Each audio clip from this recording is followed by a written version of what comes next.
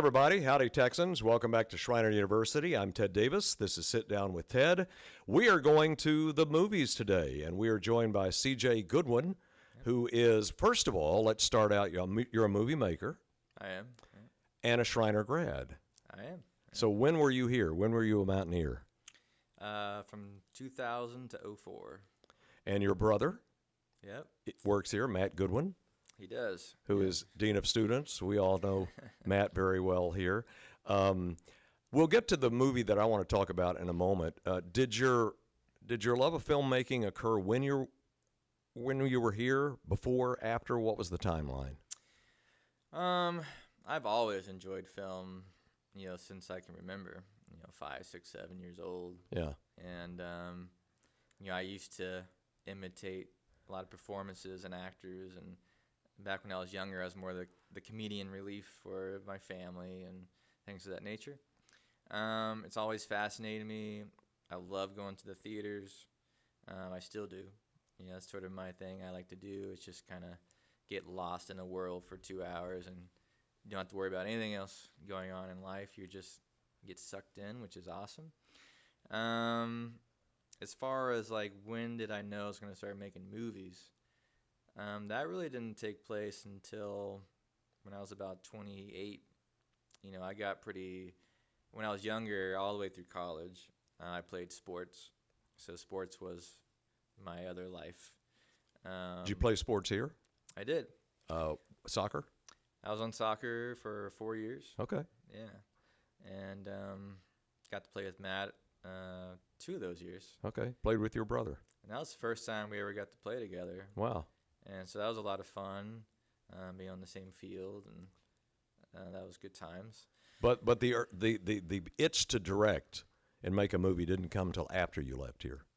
Correct. Yeah, I was about 28, and it's a fun story I've told many times. But I like to take my mom. We go every Thanksgiving. We'll go watch 2 or 3 films at the theater. Okay. It's just something that we do every year. It's our tradition. And same films or different films? All different films, okay. Whatever's out that year.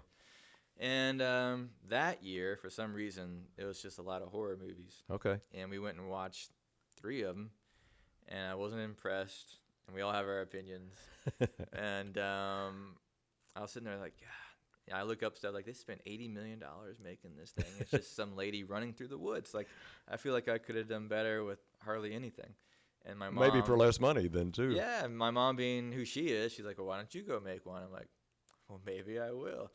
And that's sort of the funny start of my career. I went home, I wrote a script, and 3 months later, I made my first feature. What was your first movie? It was called GH5. It's not out anywhere to watch. It was definitely my film school. It's not the best. So it was your experiment? Pretty much. It was really just, I'm going to go do this. Let's see what happens. My brother Matt and Michael, my other brother, they were both in it. You kind of find just friends and family, because you don't have any money, you just go make this thing. And so a lot of people in the Kerrville area helped me make this film. It was a feature. We got it done. Wasn't very good, but I learned. And then I learned from that, I can do this. So I'm going to go back and do it again. And so I went and made another film. It was 10 times better. So what was that film? That one's called Jackson. Okay. It's a psychological thriller. That was out on streaming for a while.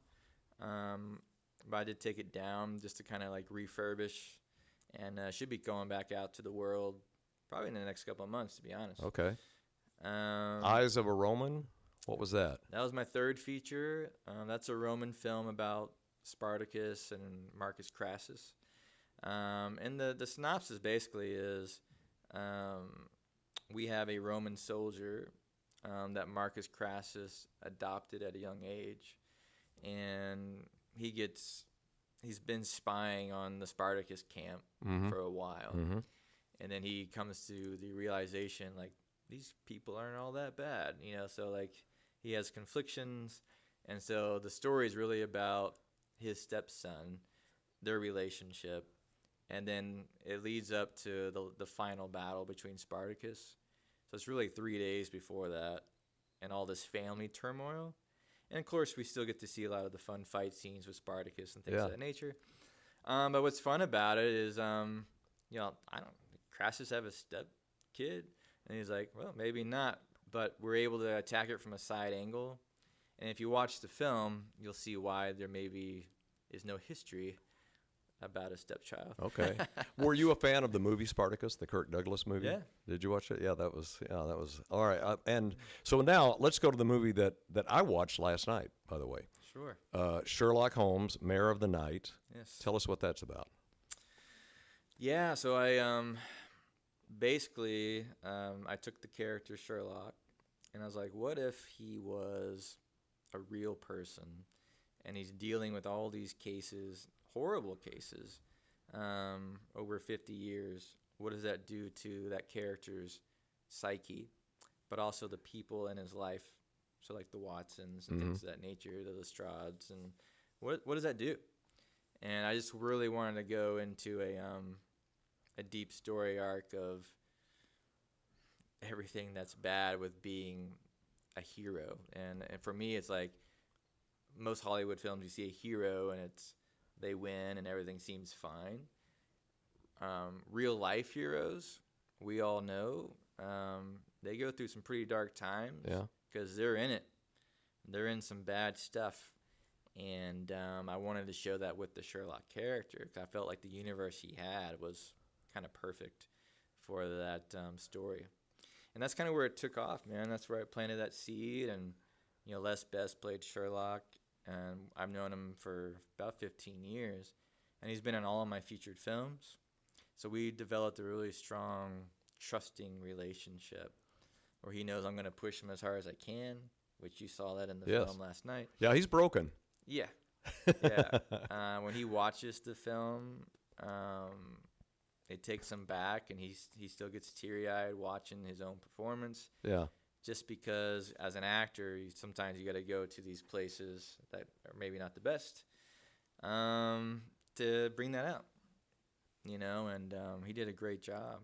And I'm excited for people to see part 2.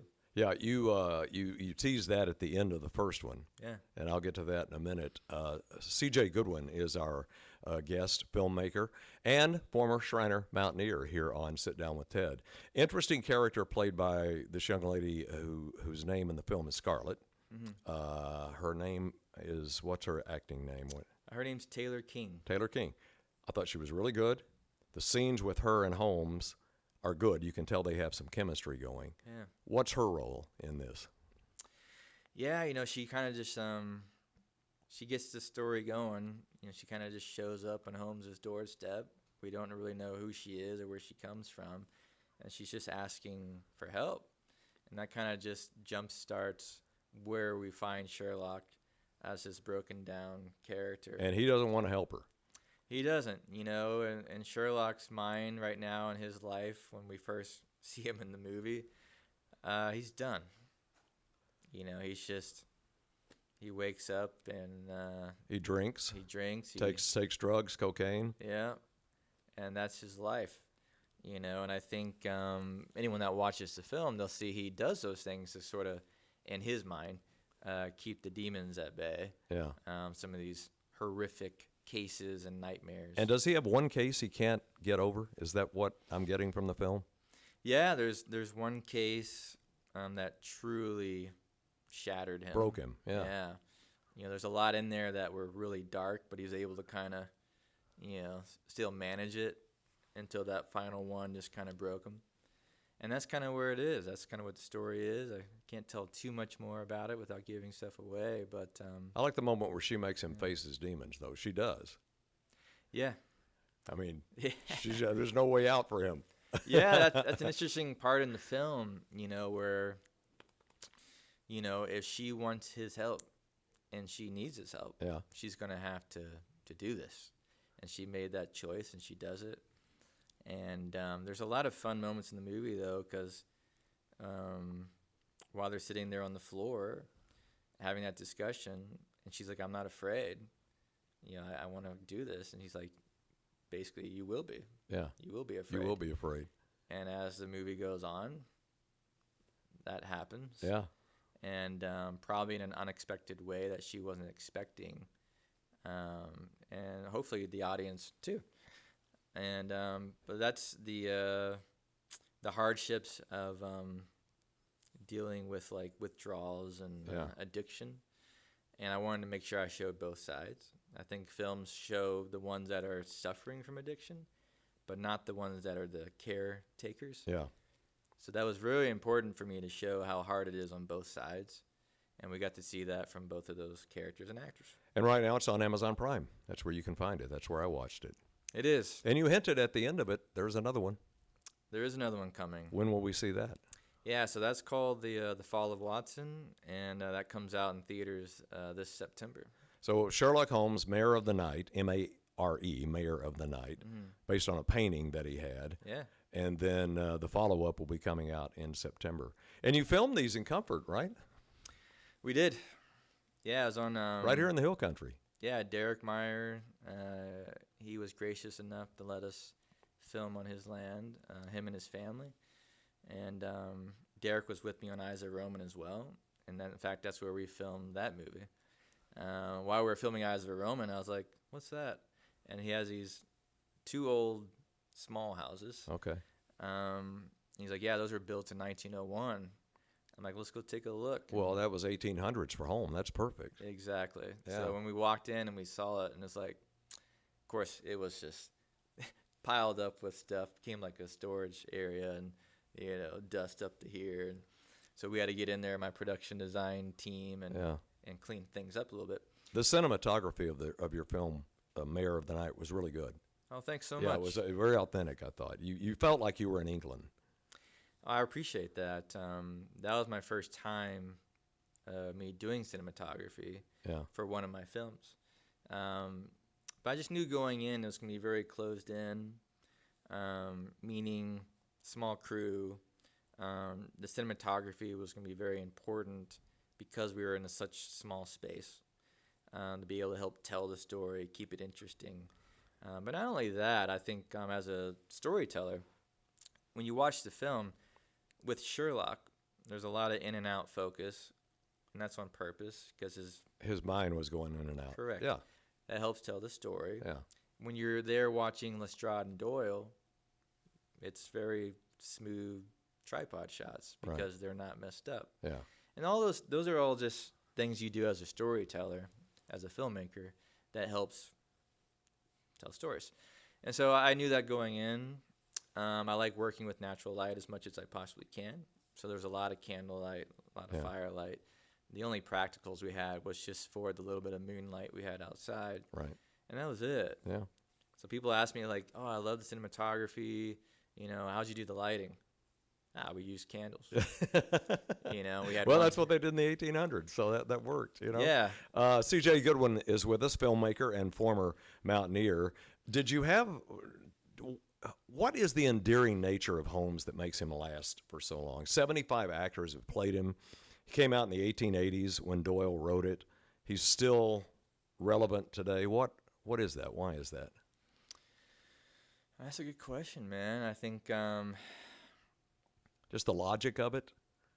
Yeah, I think I feel like there's a lot of people in the world, especially since I met a lot of Sherlockians on my tour. I'm kind of one. Around the U.S. There's sort of that mindset of like just wanting to be that intelligent, that charismatic. That focused. Right, that hyper focus. It's just a character that people kind of want to be, and they love detective stories. Yeah. They love trying to figure out and solve mysteries. Whodunits are great.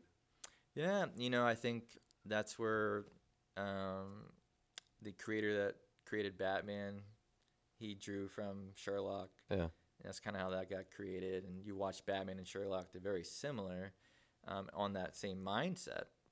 Obviously, Batman is a little bit darker, but the mind of being a detective first is there. And people relate to Batman a lot. People just draw to that character.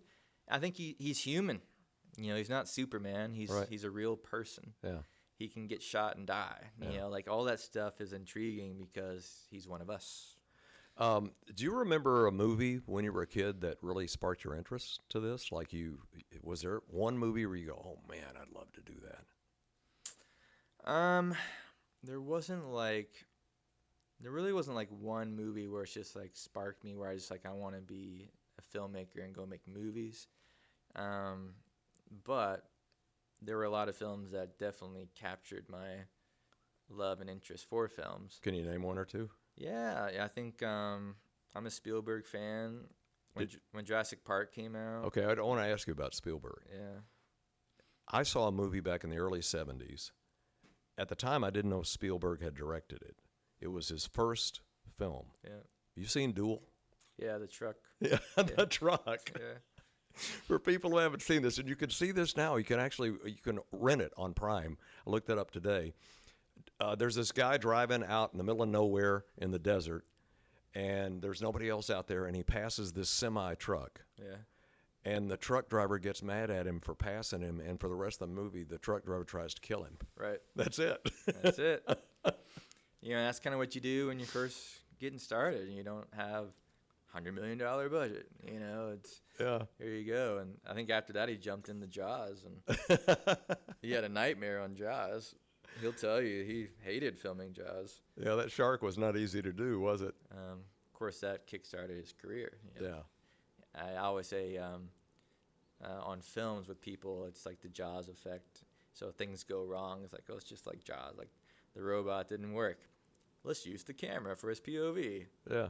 And it made the best shark movie ever made because the machine wouldn't work. Right. So I'm glad the machine didn't work because Spielberg may not have had another shot. His career may not have been the same. I'm fascinated by the process of making a movie because sometimes you don't shoot the sequences, the scenes in sequence. That's true. Sometimes you might start at the end and then you do on the front. Now you've got to put it all together.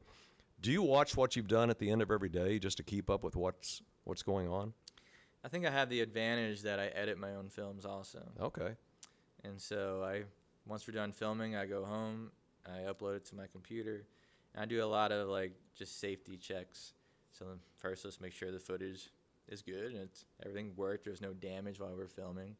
I'll throw on a LUT real quick just to see the color grade and see how close we were with white balances, things like that.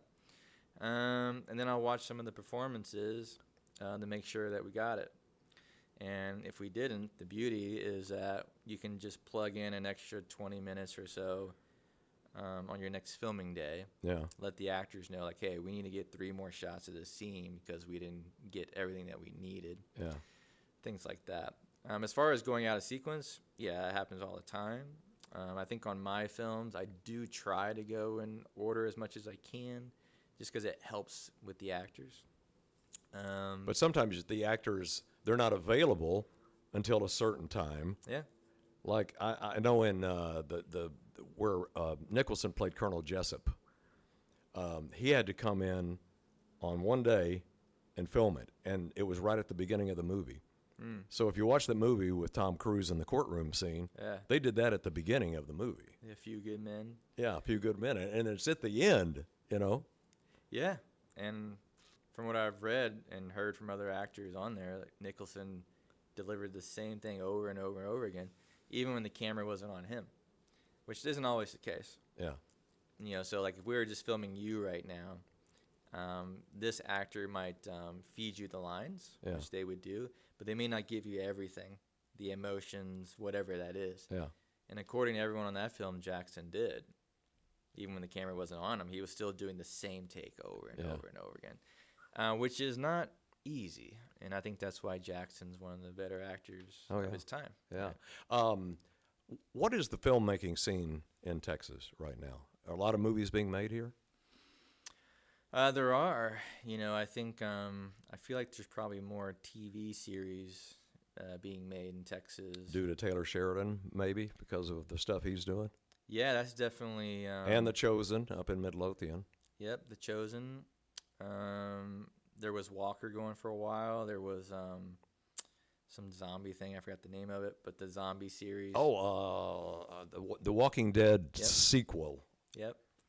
Fear the Walking Dead. That was it. Yeah, and then, of course, some of the Yellowstone spin-offs and has been being filmed here, too. Like, Harrison Ford was down in San Antonio filming some of his scenes. And so Texas, especially with the new bill or law or incentive that's been passed. It's going to help. Does it help indie films? Not as much, because unless you get over, I want to say, $250,000 budget, you don't really get the tax incentives and some of those breaks. But for bigger productions, they get those breaks now. And so that means more, I guess, Hollywood-type TV shows and movies will be coming to Texas more, which will give cast and crew more opportunities for decent wages to be a part of that. Where maybe 5 years ago, that was very hard to find. And so you had to go to Atlanta or L.A. or places that had those opportunities. Yeah. Did you like Lonesome Dove? Did you watch the miniseries? I watched Lonesome Dove a long time ago. Yeah, me too. Like a long time. Like when I was like 10. Read the book and actually cried in the book when Gus McRae died. So on my NBA tour, I was in Washington, D.C. one time. We were staying at a Four Seasons hotel in Washington, and I'm checking out, and this was shortly after, within a couple of years after Lonesome Dove. And I'm waiting for someone to go get something in the back for me, and I turn and look, and Robert Duvall is checking out too. Nice. So I'm like starstruck, and I was like, should I say something or should I not? And he was standing there doing nothing because the lady was getting him something. And all I said to him was, Mr. Duvall, I'm here with the basketball team. We're checking out. I wanted to tell you, I love you in Lonesome Dove. You nailed Gus. And he said to me at that time, he's very gracious. Thank you. It's been my favorite part to play. And even up until he died, he would tell people that Gus McRae was his favorite part to play. Nice. So it was always cool that I got to hear that from him directly. Right. You know? That is cool. Yeah. Well, listen, the movie is Sherlock Holmes, Mayor of the Night. It's on Amazon Prime. The sequel will be out in September. It will be. Will it be in theaters first and then on Prime later? Is that the way it'll work? It will. So theaters in September, and it'll probably be in theaters for at least 2 months. Where's your premiere going to be? Well, right now it's looking like it's going to be at Evo. It's an Evo theater, and it's in Shirts. Okay, so here in Texas. Yeah, so right on the outskirts of East San Antonio. Yeah. They have a really nice theater, and they have a good chain. So the film will be in their chain of theaters for a while. Possibly Santikos. I was with them last time. And then we'll see if we show it here at the Kylo Theater. We did that for part 1. So since there's a lot of people in Kerrville that were a part of the film, I tried to do that as well. Right. Nothing's set in stone right now, but I'm definitely going to reach out to the Kylo to see if they have interest. CJ Goodwyn, a former Mountaineer, what did you take from Schreiner when you left here? Just the overall experience of, I don't know, growing up. Yeah. You're away from the parents, and my brother was here, so during that 4-year time for Matt and I, that was probably the most time we've ever spent together. Yeah. Still is. And during that stretch, we learned more about each other, and we got closer during that stretch. Yeah. I'm 2 years younger than Matt. But Michael, our younger brother, he's 6 years younger than Matt. Okay. And so while we were kids, Michael and I spent a lot of time together, and Matt was just older than me. So once he got kind of like to high school, it was, he's going to go do the high school thing. And he didn't want you around. Not, the girlfriend and his friends and stuff. He kind of had his own thing, and I understand that. At the house we were fine. Yeah. But I think here at Schreiner we connected more. And that's really what I remember the most, to be honest, is just us coming closer, being on the soccer trips together and playing together. And I'll tell you, it's not the games you remember, it's the bus rides and that kind of thing. Yeah. It is. And it was a lot of fun. I think my wife, her name's Megan Grohl, but obviously Megan Goodwyn now. Yeah. And we went to high school together, but we didn't start dating until here at Schreiner. So you met her here. So we, I mean, you got together here. yeah, and while she was a senior, we got engaged. Okay. And we've been married 20 years. There you go. So I got my wife at Schreiner, and I got closer with my brother, and got my education. Although my education was exercise science, I was going to go be a coach and go that route because that's what I enjoyed. Well, life has many roads. Yeah, and then just kind of flipped, and I was like, yeah, I think I love filmmaking. And then I've been doing that for the last 15 years. Really enjoyed the movie. It was Thank you. good to sit down and talk with you. Appreciate it. CJ Goodwyn is his name, and the Holmes sequel will come out in September. It will. And look forward to seeing that one. CJ, thanks for coming by. Thanks for having me. All right, CJ Goodwyn, former Mountaineer. Paws up, claws out, everybody. I'm Ted Davis. See you next time on Sit Down with Ted. Please, don't do this. Hold on! Holmes! No! Help me. I'm not afraid. You will be.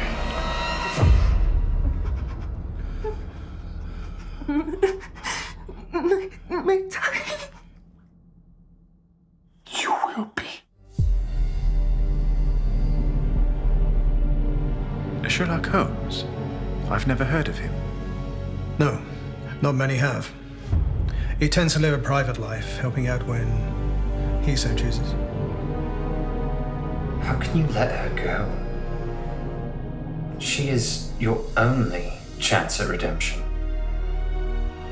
Chance to pull yourself out of this darkness, and you leave her to this passing when you know she will not return. What a disappointment you are. This will not have the ending your heart desires. I will be none the worse, but you will never be the same. I'm not afraid.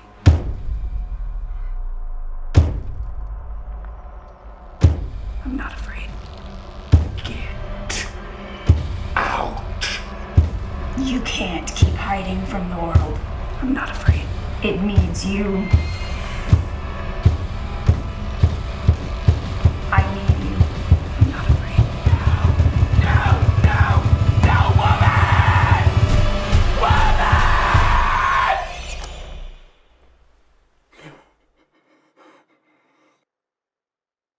I'm not afraid.